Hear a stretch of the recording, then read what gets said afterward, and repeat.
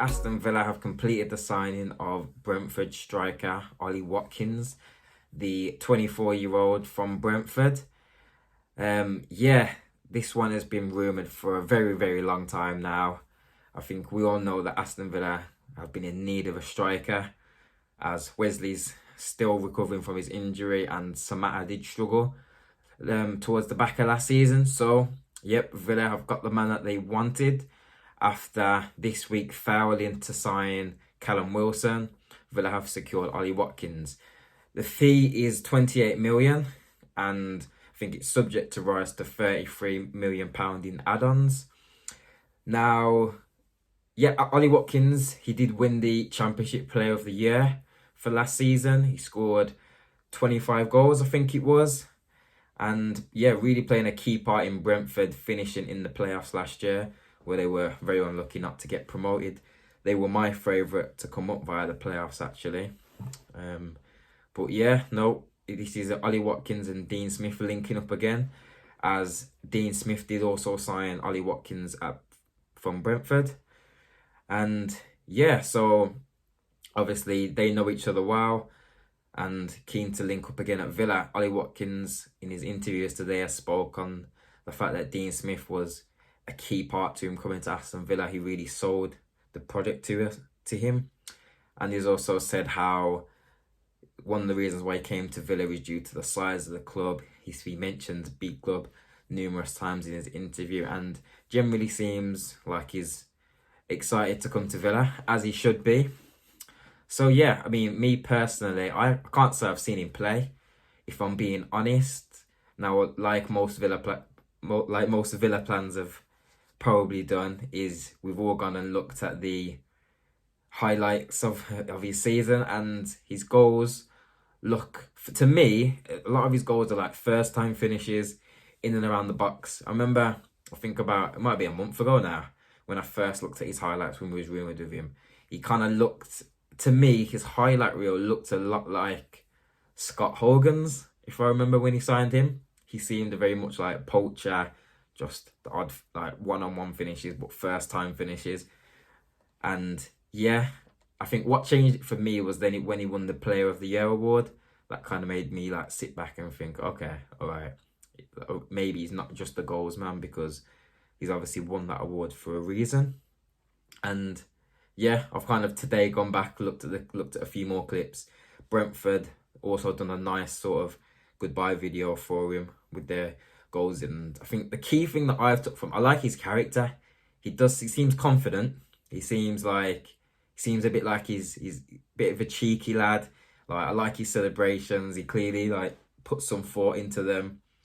He's not afraid to shush the crowd or pull out a dance move after he scored. And I do like a bit of character and a bit of like personality in my players, especially my forward players. So that is something I'm looking forward to. I mean, first of all, he's got to put the ball into the back of the net first before worrying about celebrations. But I mean, we've shown that Jack Grealish is going to make chances. The team is going to make chances. Hourihane from free kicks, Target down the left, McGinn grinding chances through midfield. Like, he is going to get chances, as we did see in early stages of last season with Wesley. He was getting into potential scoring opportunities. I'm not saying they were clear cut, but potential half chances, and he wasn't taking them. Now, hopefully, Watkins is someone that can do this. And yeah, one of his notable goals that I did see is the one where it gets played in and he chests it and volleys it. Very similar to, I remember Fernando Torres scoring a goal like that against Blackburn. Not as good, but some slight similarities I do remember. Now, staying on the Watkins theme, like, for me, I think it's good. I think, to be fair, people yesterday were kind of, I was getting a bit of stick because people were saying, oh, 28 million, it's too much.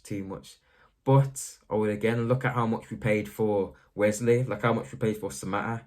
Look at how much West Ham paid for Halle. Look at Newcastle, Joe Linton, 40 million. Like, the words I used yesterday, we've got a bargain. Ollie Watkins, 28 million. Remember I said this because Rodrigo, how much has he just gone for? What, 30 million? So when you look at the going rate for strikers, I mean, yes, what Callum Wilson went for 20 mil, but he's 29 years old. Ollie Watkins, he's 24, and we've signed him up for 5 years. So we should have him for his prime years. And I think what is good about Watkins, yes, you can say he hasn't played at the highest level, but if you look at his career and his almost life, he's on an upward trajectory. He's on the up. So I think initially he was at Exeter.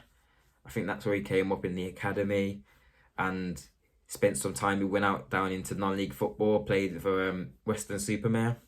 He spoke about it in the interview, and I think that a key part of that is that's what would make him both mentally and as a player, because you develop skills and you get knowledge of the game that other players don't get access to. And I think he's a player that can come to Villa and really appreciate what he is playing for Aston Villa, where I feel like in the past we've perhaps paid money, paid wages for players that, let's say, don't really care about the club and say aren't going to take the opportunity like Watkins will, as he's on the up. So those are some positives that I'm reading into. Yeah. Season starts this weekend, so today hopefully get him into training tomorrow, and yeah, get him mixing in with the lads. And to be fair, I do expect him to start come the game on the weekend.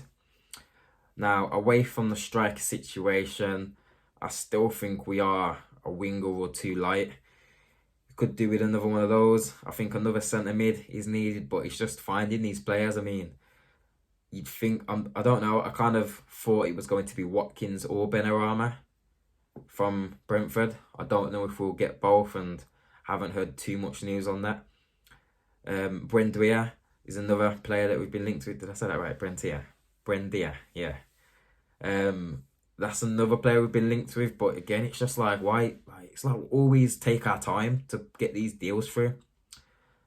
Why can't we just? I know it's all negotiations, but like, say this Watkins deal, we've known this is happening for ages, but why is it only now putting it through? But I don't know. So yeah, still a few other areas. Yesterday I had a thought, and I was talking to a friend of mine before because he's a Leicester fan, and seeing as we're in for wingers, Damari Gray is a option I would be thinking about. Now, don't get me wrong, I would want another winger because I wouldn't want to solely rely on him. And yeah, okay, he did come from Birmingham, but he's since moved on, and I think he's a player with a lot of potential, but he he lacks consistency in his game. So, but I think physically and skills-wise, he does have all the attributes to be a top winger, but it's just his final decision-making. His decision-making kind of reminds me a bit of Adama Traore, a little bit. Although, in the fact that I think he's got better quality, he's got more technique than Traore, but it's just, he's very raw, he's fast, but he's just decision-making when it comes to making a pass, choosing to dribble, to shoot. He's just or choosing to clear the ball. That's where he lacks. And I think he's been at Leicester now since from when they won the league. So he's been there for, 4 years now? 5 years? And he's never really held on a starting position in that team. And I think he's going to struggle to get better if he doesn't get that. Now, so yeah, that will be my one thought I had yesterday that I thought, right, I think it's a move that would work for both him and for Villa. I don't know how much we'd have to pay or what his wages are, but yeah, that would just be one I would be thinking about. And yeah, it's going to be a busy couple of weeks for Aston Villa and a lot of clubs, I guess, really, because I think with the whole shortened summer and not having too long to do dealings, and now we've had the international break, it has been hard for teams to get transfers over the line, and I think we are in for a very busy last few weeks of the transfer window. Perhaps some clubs are going to get creative with the transfers and perhaps some loans. That's another thing, yeah. Why aren't we seeing getting some loan deals in for Villa? That would be interesting to see what we can do there. So yeah, hopefully next time I do a Villa chat like this, I'm talking about another 2 signings. But yep, Ollie Watkins, we got our man, we got our striker. So yeah, hopefully you can bang off, man. No pressure, son. You got the whole of Birmingham riding on you, just like Wesley did last year. It's your turn now.